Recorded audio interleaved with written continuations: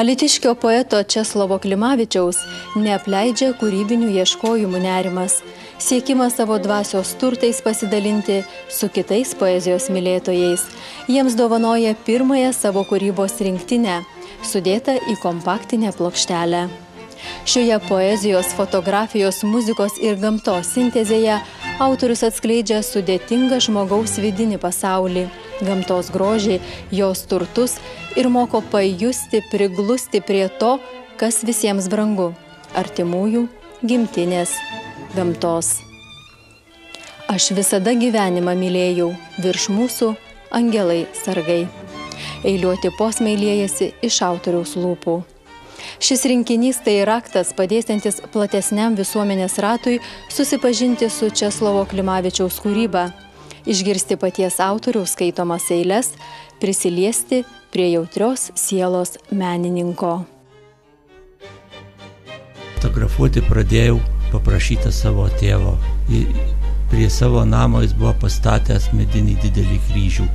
Ir kai valdžia ruošėsi atvažiuoti jo griauti, tėvas paprašė, kad aš slaptai įamžintau tą kryžiaus griovimą.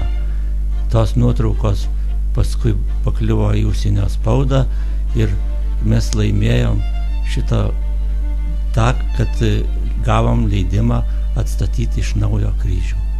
Parvežė man tėvas fotoaparatą, aš, kad neapsišviestų juostą, lindau į rūsį, užtaisiau jį ir laukiau atvažiuojančių griovėjų. Iš po priedangos viską nufotografavau. Mes tas nuotraukas išsaugojom slėptuvėj, bet svarbiausia, kad mes su tėvu turėjom paslaptį. Pirmas žmogus, užgirdęs eilėraštį apie kovą ir šlovę, man pasakė, tu čia ne apie žiemą parašei, tu čia apie žlugusią sistemą. Taip, sistema žlugo. Laimėjo pažangi vakarų ekonomika, pralaimėjo ginklavimo varžybą sustabarėjusi, ne konkurencijos pagrindų pastatyta ekonomika. Didelę žbalą žmonėms darė bedvasinė ideologija. Šviesios atminties žmogus pasakė, socializmo vieta istorijos šiukšlyne.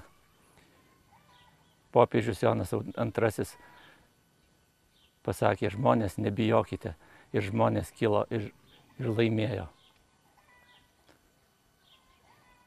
Tik tai, kai kas ėmė ir šiek tiek susireikšmino, kad jie galėtų, aš jiems norėjau padėti, pažvelgti į save iš šalies, o laikas viską sustatys į savo vietas. Apie kovą ir šlovę. Šitaip niekas nenorėjo, bet vis tiek žiema atėjo. Pūgos šalčiai prasidėjo, kas tik gyvas, tas kentėjo. Kur jį šliaužė ten mirtis, ką sušaldė, ką pravirkdė, gal ledinė jo širdis, gal visai jinai beširdė. Nors vasaris jau ir baigės, buvo balta kur dairais, naktimis šaltukas laikės, šėlo pūgos vakarais. Šliaužtų šaldyt visą žemę, toks žiemos ir buvo noras, bet nenorai viską lemia, per žemelę žengė kovas.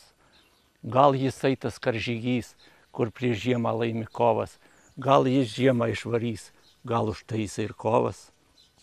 Jis pavasario šauklys, kur jis užima placdarmą, ten žiema net laikys, ten net ledas tyšta marma.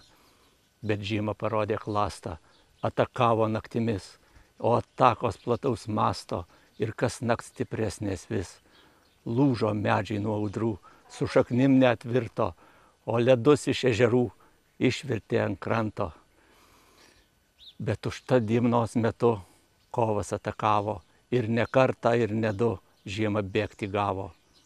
Žiema laikėsi tvirtai, jų kova už būtį, bet pamatė kovą štai pirmąją žibutę.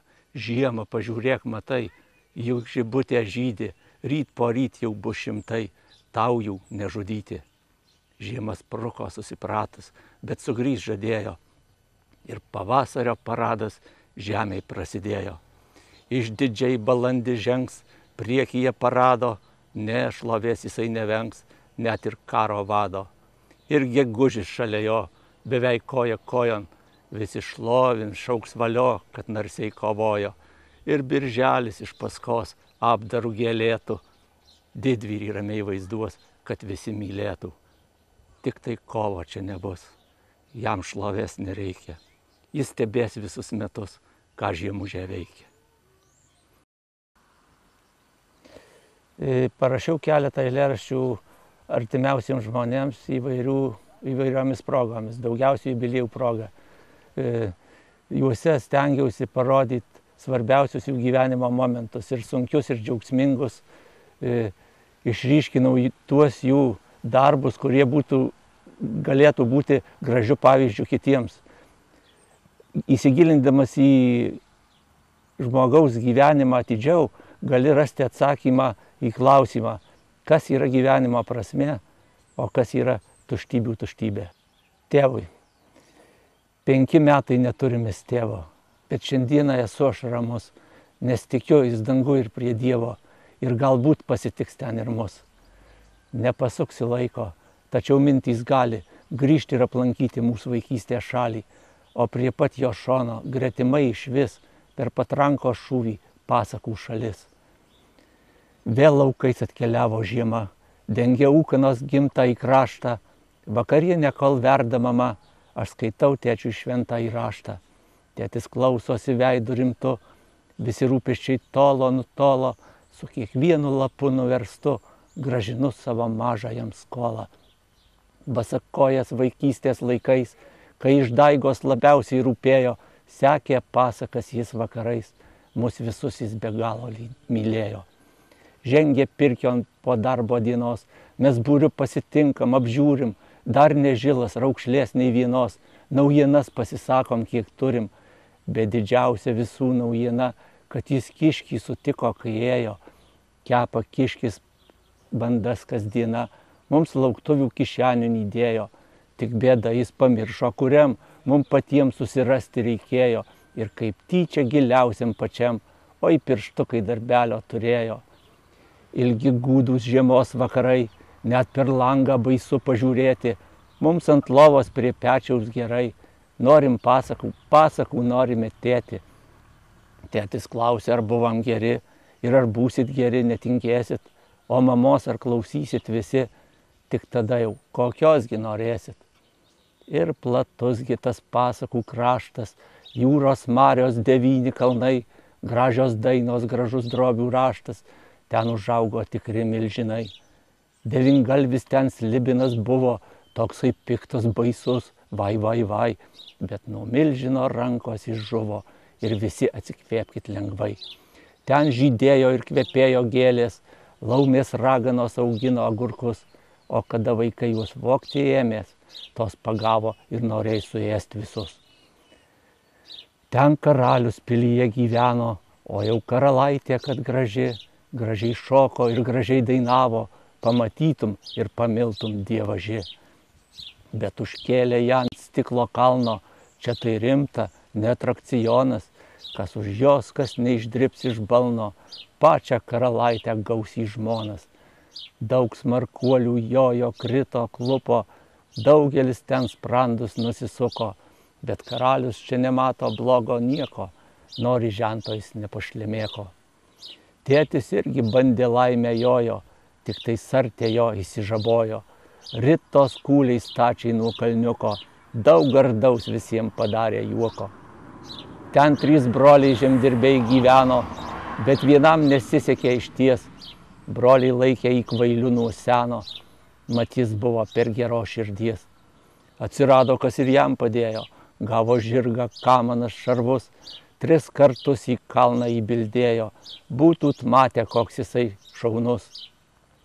Per vestuvės visi gėrė, šoko ir dainavo, tėtis jose irgi buvo, dalyvavo, valgė, gėrė, net per barzdą jam varvėjo, tik burno jis nieko neturėjo, gal turėjo, į sarmaton patrankon pagulėt nuėjo, ten ėmė ir užmigo, taip jau jam išėjo, kareiviai jį šovė, kai saliutus leido, jis laimiai tiesiai mūsų lovą nusileido.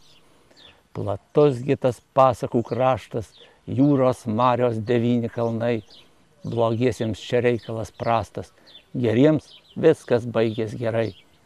Graži ta vaikystė, yra ko ilgėtis, tik kelio atgal jau nebus. Po pasakų šalį vedžiojos mus tėtis, vedžiaus ten ir savo vaikus. Mamyte, tavo jubiliejus toks gražus, šitą progą aš noriu pasakyti keli žodžius. Kaip ir visiems gyvenimas tau vienas duotas ir lyg iš šiol jisai prasmingai nužingsniuotas. Gerai, kad mama tu iš tų laikų, kai buvo pagarboj mama su dideliu būriu vaikų. Geriems žmonėms Dievas jų būrį patikėjo, kaimynams jūsų net ir vieno pašykštėjo. Mamytė, pergyvenai, oi sunkius laikus, jau rodos neištversi, išeisi, kur akys mato per laukus. Neišėjai, nepalikai mūsų išturėjai, tu motina didvyrė, tu laimėjai. Tau ačiū, kad bažnyčia ant mus vedei būriu, užtat dabar aš Dievą širdyje turiu. Deja, aplinkui noksta ateizmo vaisiai, bedieviai vagia gausiai, žudo baisiai. Mamytė, pasakyki, gal baisiau nebūna, kai žemėje atiduoti reikia savo vaiko kūną. Jo sieloje prigijęs liko gėrio grūdas, išliks mūsų atminty jo lėtas geras būdas. Prašykit Dievo, kad neimt kurio nors kito vaiko, dabar kaip tyčia maldai tu turi nemažą laiko. Metelių nulingavo daug, o džiaugsmo buvo maža. Kam koks kryželis duotas, tas tokį ir neša. Nei vienas negalvoja, kad jo nusipelnė, betgi ši žemė ir vadinas ašarų pakalnė. Sveikatos tau, lai sielai būna tau ramu, trumpai drūtai, lai neišeina laimė iš namų.